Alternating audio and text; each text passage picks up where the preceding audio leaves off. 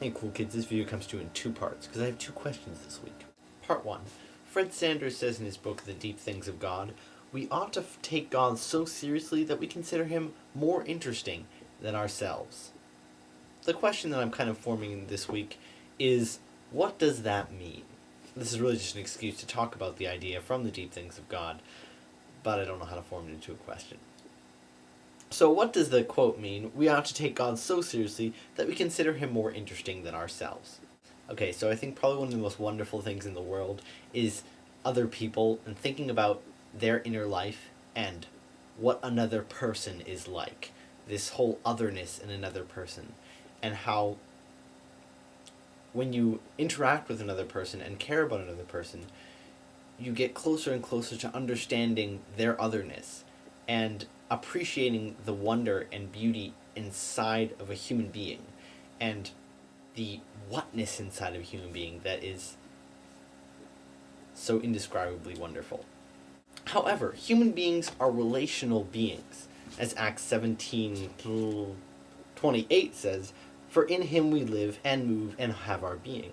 And even some of your own poets have said, "For we are indeed his offspring."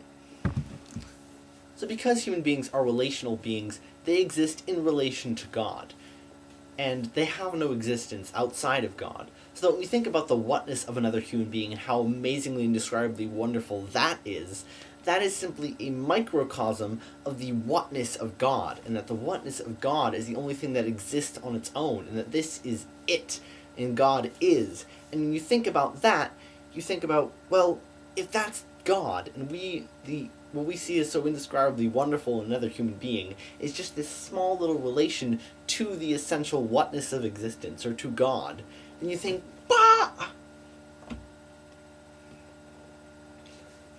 So finally, basically what I'm saying is what Fred Sanders says in chapter 2 of his book, that God's inner life is the liveliest of all life in existence, which I think is a really cool idea.